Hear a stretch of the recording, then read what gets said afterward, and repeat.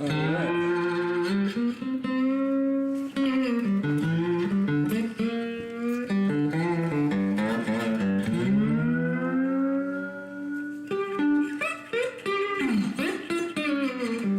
Oh, sorry.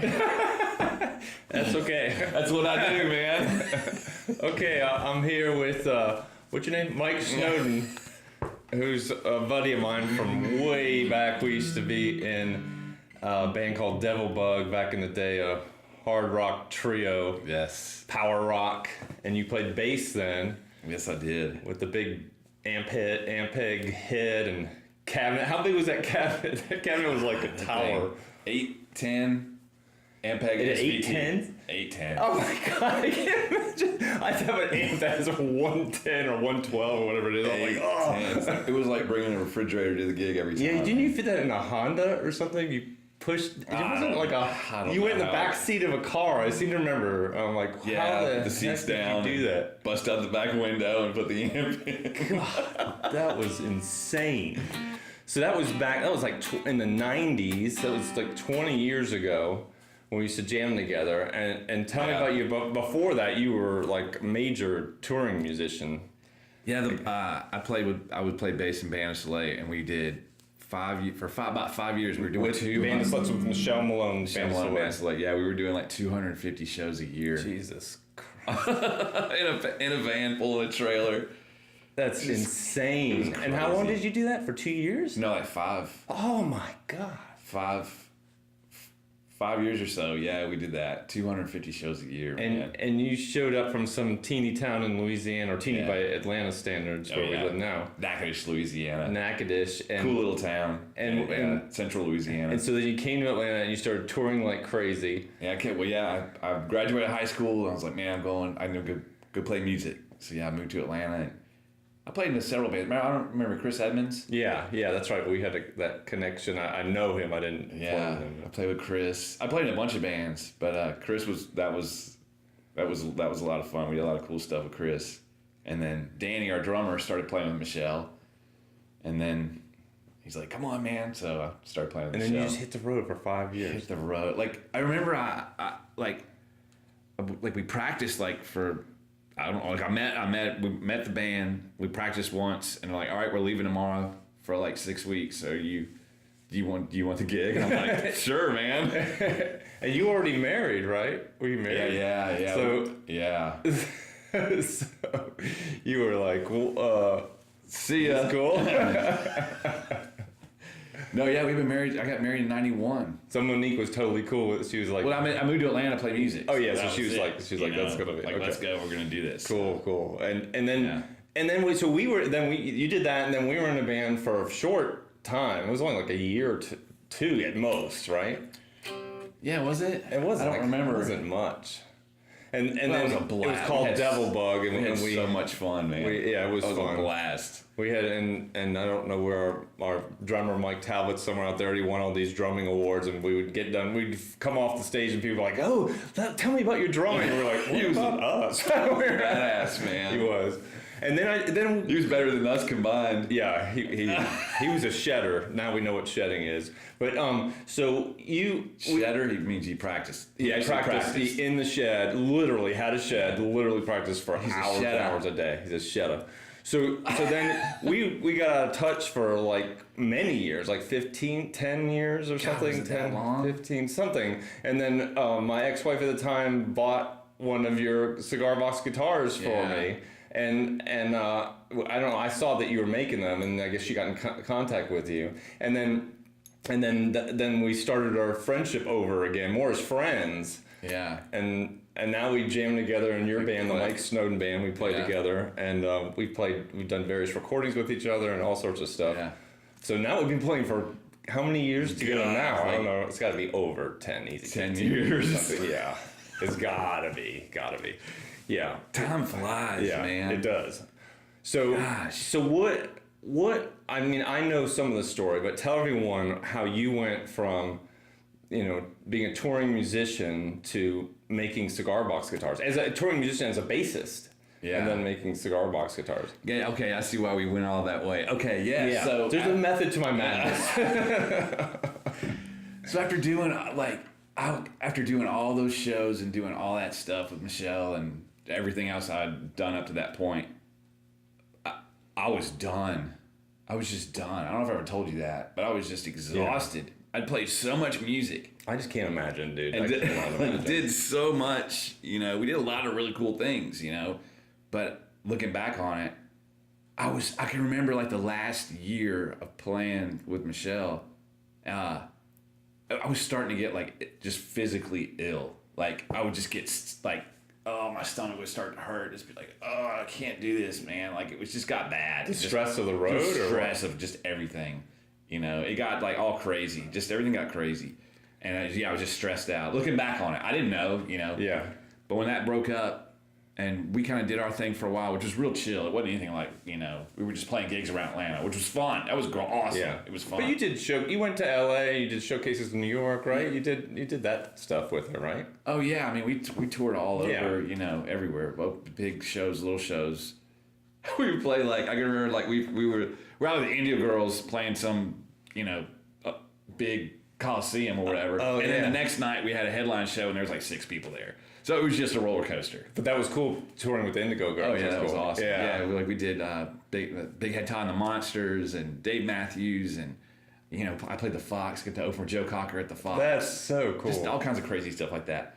But you know, festivals and just all kinds of stuff. But looking, you know, once that ended, I was just done. I was like, did you not do? And when we broke up, when our band broke up, did you play a little more, or you were done then? I was done. That's why I thought you were like half-assing it. I was going to tell you. Dude, I don't know what. You've been playing for years and you're playing like crap. So yeah. No, Mike's an awesome bass player. Awesome bass player. So I just took a break, you know, and my wife and I had a daughter. We have our daughter Madison, who's 15 now. She's a nut, you know. But took a break, had a kid, just chilled, and I just kind of was getting into different stuff, you know? Like, I was just, like, checking out a lot of stuff. And then I said, I want to play music. I got to play. My daughter was, like, 2 or 3 at the time. Yeah. Maybe 3 or 4.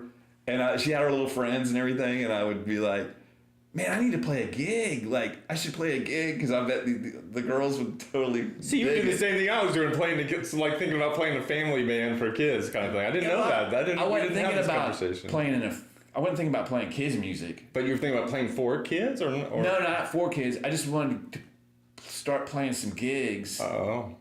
When my daughter could see me on a stage playing because music. she didn't know you as a musician. Oh, I got you. She had no idea. I mean, I had guitars all over the house and stuff. And she knew you did it, but she didn't see you play live. Yeah, she's never saw me And now you realize that when you have a kid, especially a teenager, they'd never show up to gigs. Oh, yeah. Oh, she showed up. Wait a second. Yeah. She showed up last weekend. Yeah, she sat there like...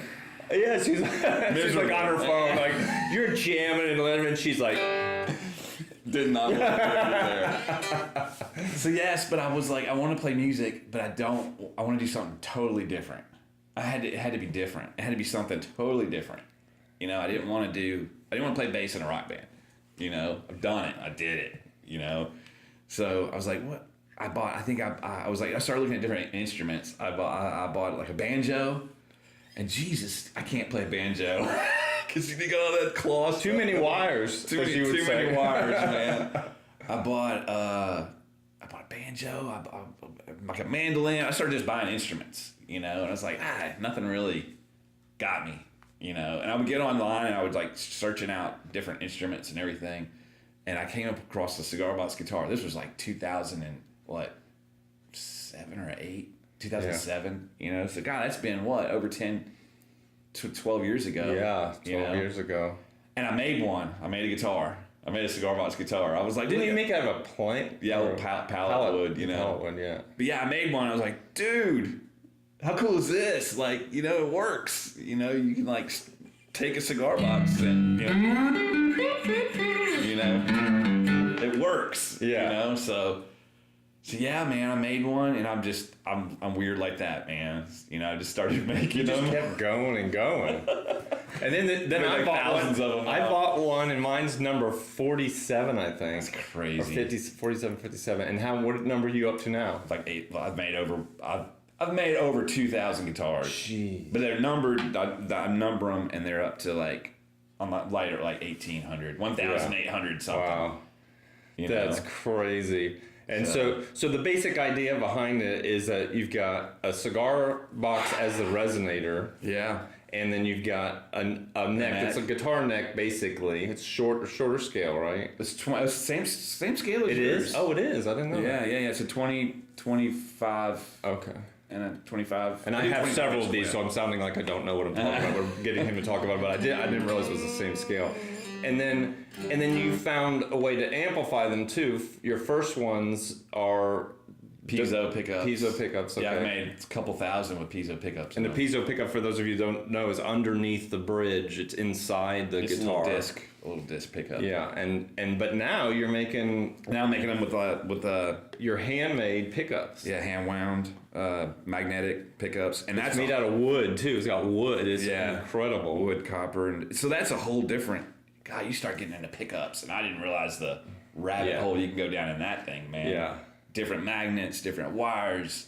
How do you wrap the wire around the magnet? What gauge wire and How much wax and all that. I mean, it's endless. Yeah.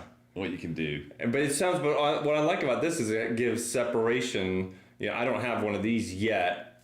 But it gives separation to the sound a little more because you have a different magnet for each one. It's weird, man, because I really love those piezos. They just that's a different sound. So It's a different freaking sound. cool, Yeah. But this is just something different. It's clearer. Yeah, I would say that's what I would. It's just a different. I know. So last gig we played, that me and you played, I used the pickup, and it's just different. After a reacts while, different. I didn't notice, but of course I'm worried about my own instrument, but I didn't notice a major difference. But I noticed. But you're the one playing the instrument. noticed. Yeah, and it's not better, or it's just different. yeah. But That's not the feel is the you know same. me, man. I've showed up to gig with like 4 new guitars. Yeah, I've never played before. He makes all these mules. He calls it. Where he does the testing on them, and it brings. Guess what I got now? I got a bass guitar, a bass string, and 2 regular strings. So man, that's pretty cool doing that. Yeah, that bass thing with the bass the thing is drums. great. So he can use his bass technique on the one.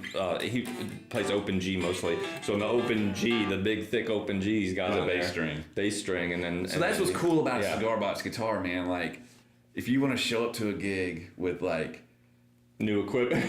a bass string, a guitar string, a mandolin. Who's to say you can't? Yeah, right. Yeah. You know. Well, you can because you're good at manufacturing. So there was once this guy said he's guitar, something like Cigar Box King or whatever, and I'm like, man, you sell so many of these, you should be a Cigar Box President. Now, President has a bad ring to it. It's got bad feelings towards it. Yeah. But you eventually were on a TV show. He's been on CNN. He's been on all the local TV shows in Atlanta. But he's on NPR. He had an NPR thing that they were playing over and over again. And then one day he sends me. Pisses me off. I get this text. And by the way, when we were in a hard rock trio, Black Sabbath was our, love. And so he knows this. He knows I love Black Sabbath. And he texts me a photo of him in his workshop next to Ozzy Osbourne and Ozzy's son Jack. And I'm like, what the fuck? What the fuck? I think that's what I said. I know it was a question mark. So many people were mad at you. And you're like, yeah, I just was on a TV show with Ozzy and Jack's, what's it called? Ozzy and Jack's World Detour. World Detour, yeah. And I was like, you gotta be kidding, you had Ozzy. And then we saw the show. And Ozzy came downstairs and he saw your guitars. The second he saw them, he took out cash and said how much and threw the cash on the table. And you have not been able to keep those things since. And that's a true story. He has not been able to keep them since. At first they were selling out in 5 minutes. So now it takes like a half hour or something. This is crazy, man. He still sells This is Ozzy crazy. Come over and so I couldn't say anything. I know. I had to sign a confidentiality agreement, so every bonehead buddy of mine wouldn't be. Yeah, you were like, Ozzy's gonna get upset if he sees cars there. I'm like, I'm not gonna rush. I wouldn't have rushed over. Well, maybe. A few of my buddies would have. Maybe I would have rushed over. I don't know, but that was so cool. So why don't you play a little bit for us? And you like playing slide mostly, right? Is that just slide? Slide just gives it that, Let's jam on something.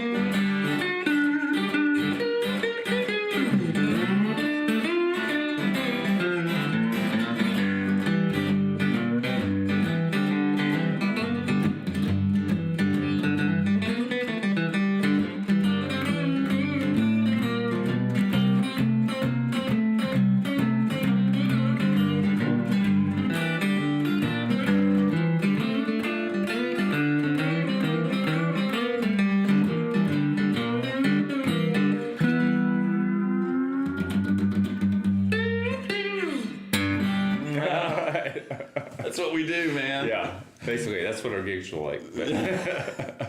What's the other stuff? But yeah, that's kind of the gist. Yeah. How much fun is that, man? 3 strings and a slide and just a cigar box. Yeah, everyone's usually amazed when we play gigs. They're like, "What? You got that sound out of that? What the heck out of that?"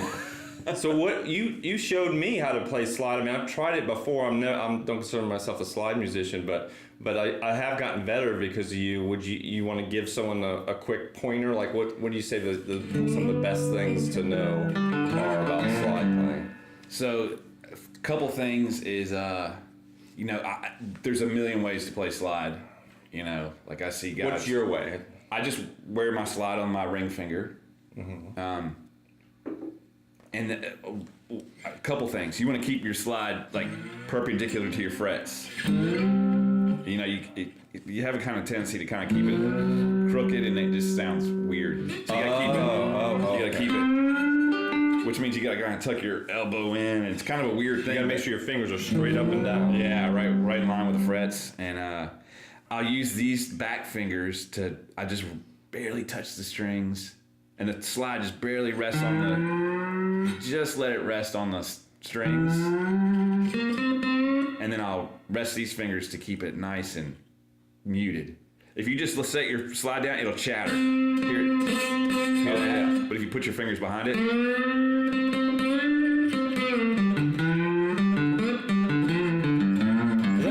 those are the two things you taught me that were the most important. Was I didn't realize how lightly you had to do it. You just barely touch like it. That slide has a barely touch the string. Yeah. And then having the fingers on the far side of the slide to mute was a gigantic change. Yeah, I show people that like, oh wow, that made it so much easier. Like if you're coming up here and you want it to chatter, chatter can be good. Sometimes. So like you if you're yeah. Like right there, but if you're doing more. But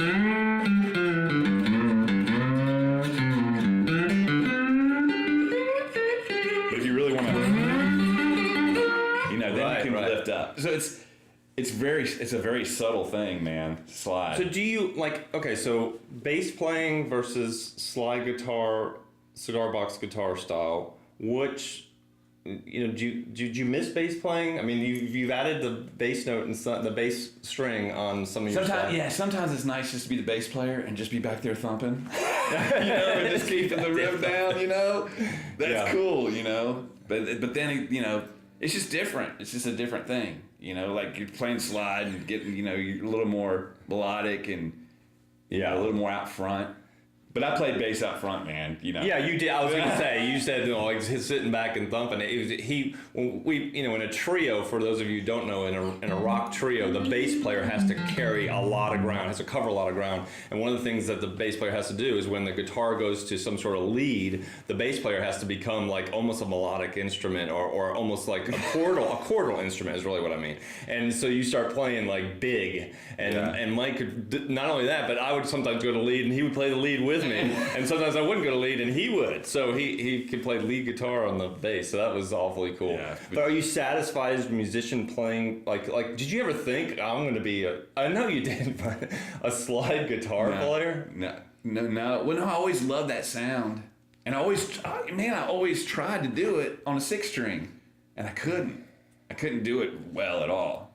So that's what's good about these 3-string cigar box guitars, is they're very easy to play slide. Yeah, very easy. And to explain the tuning, so it's for those of you who are guitarists, it's G D G, which is open G tuning. So if you just strum it open, that's a G chord. So he could make a C for them. So a C, he just has to chord it, just one line, and that's a C. Or you without the. Or with your finger, yeah.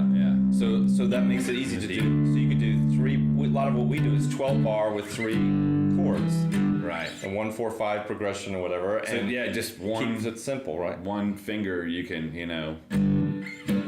one thing about Mike is, he's totally the natural musician. So you have 2 things about you. One is how relaxed and natural you are, and one is that you like to keep things really simple. And I don't mean musically simple, but that's the way you think, right? Life is simple, right? So there's no difference, you didn't notice I was talking about you to Marty, our friend and producer and ex-bandmate of yours, And I was like, he's such a natural musician because like he's like totally. I'm like he goes he plays with you, just jams with you, same mic.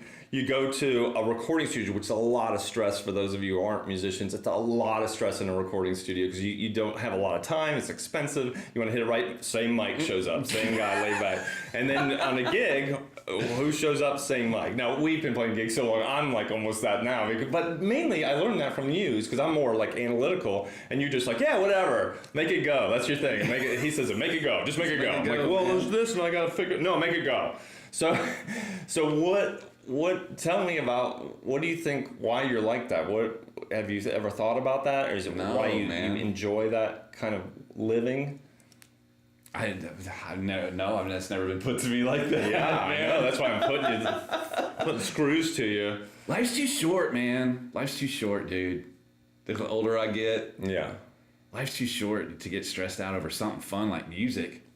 You know what? I got it from all those shows and all that I did. It was so stressful. Yeah. I don't want stress. And music's supposed to be fun, man. It's not supposed to be stressful. So you made a conscious decision at some point, you think, or was it not a conscious decision? I don't think I did. I don't think I made a conscious decision to have fun playing music. I think maybe I did and I didn't realize. I don't know, man. But yeah, but that makes sense. Now you were on the road for 5 years, stress over 200 gigs a year. Yeah, and it's too much. And number one is, but you know, I know too from this because I wasn't as experienced as you at the beginning, but now I'm still never will be. I'm never going on tour like that, but. I know say from never, man. Yeah, maybe. We're in the road, dude. Get the band back together. Man, we got to get shag carpet on that band. But I have noticed that I get more and more laid back with the gigs because I'm just doing it so much. We play a lot of gigs. We play all over Atlanta. And one of the things too is when you play with the same musician a lot, you get your own, like you just know each other, and it makes it so much easier. But so that's one thing. But still, even so, you show up a different way than I do. You're a very natural player, and I just want, I really appreciate that about you. That's cool, man. Thank you. Awesome. You are too, though, man. Well, I've gotten better. I've gotten better about it. I used to be stressed. Remember our old band we played in? It was you had it was very mechanical, but we were playing. It was metal. It was hard metal, hard rock, whatever it was. Riff, rock and roll. But it was very mechanical, riffy stuff. A lot of chops involved. Yeah, and I was not used to that. You know what I mean? I learned these parts. But you didn't act like he says I'm not used to it. He's like, but I would never have known that. It could be the type of music you're playing too. Like the stuff we do is a lot looser, and you don't want to rehearse a lot and sound like you're over rehearsing something. It's more spontaneous. Yeah, which is I love. Yeah, my solo stuff is more involved because I just can't. That's just the way I am. Like I like adding detail to stuff, and I get all involved in it. And you would probably be bored to death, like starting it. But you appreciate it too. But no, yeah, you just have a different solo stuff's awesome. Thank you. Love it. Thank you. Love it. Thank you. Dude, let's jam on something. Okay. What do we want to do? Do Georgia Mountain Train? Georgia Mountain Train.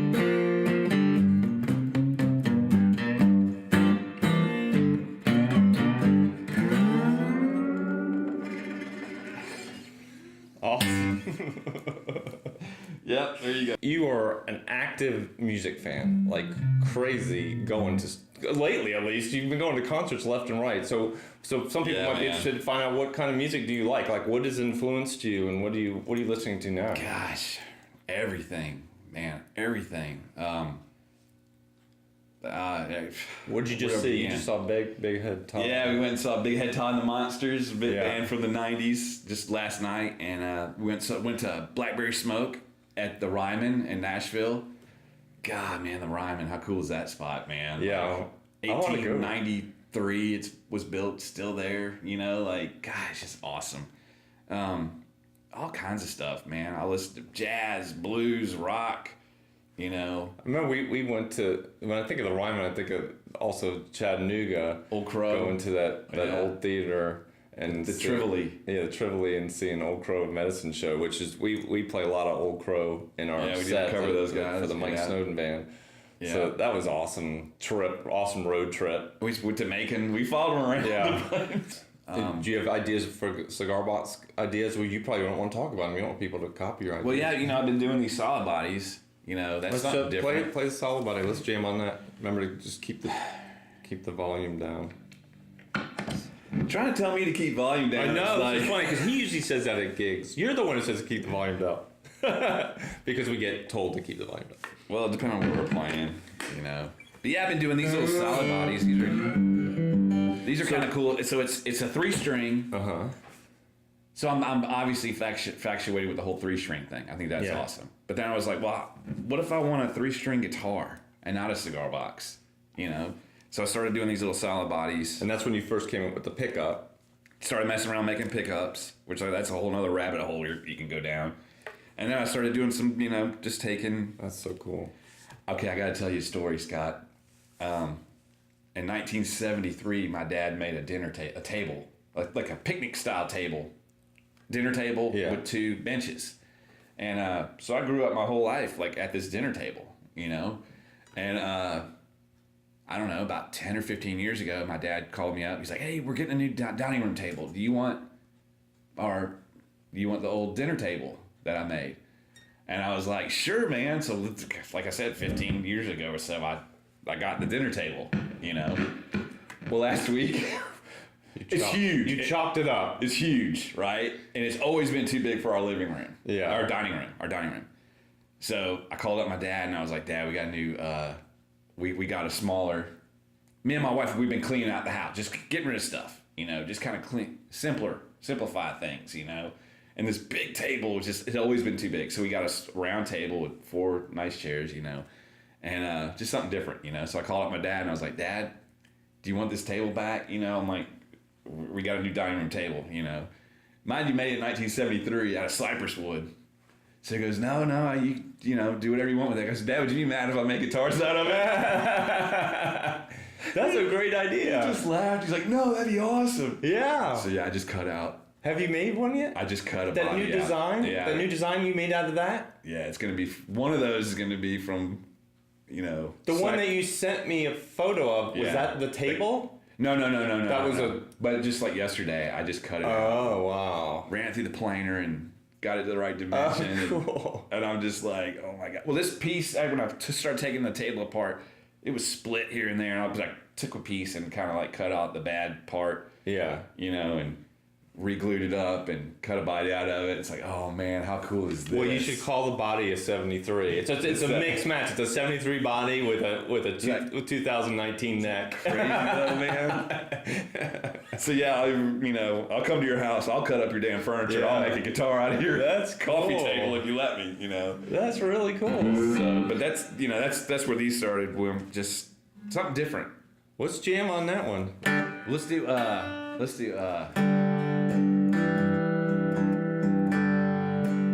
Jesus Loves Chicago. Okay.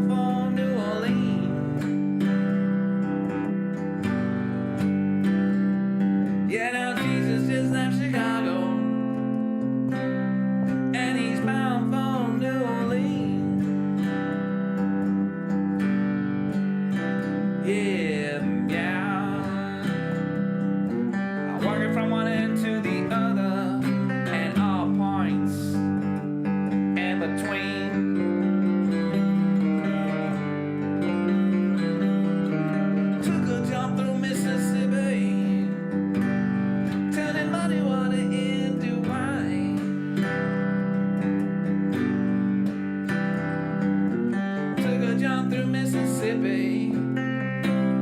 Sitting here with Scott Hall, everything is fine. Yeah, yeah. Then out through Colorado, through the forest and the pine.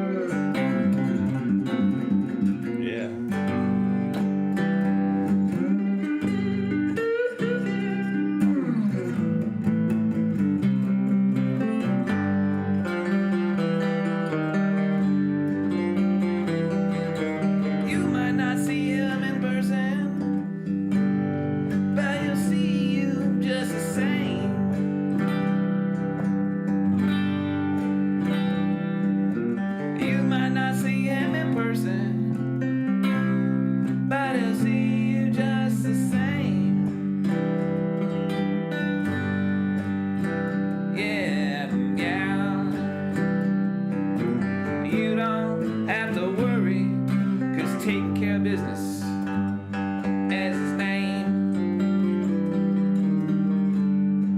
Come on, Scott.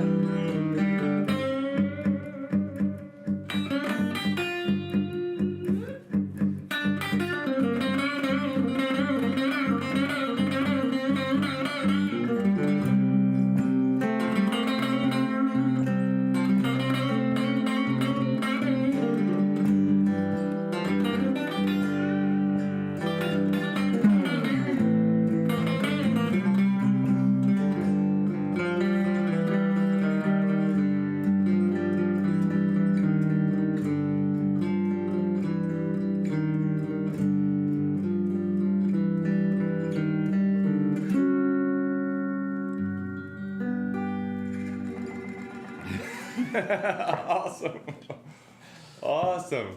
So cool, That man. was great. Great having you. Great to interview you. Never knew you. I know you. I know you, man. Yeah. All right. Thanks for coming out. Cool, man. Love you, man. Love you. Hey, brother.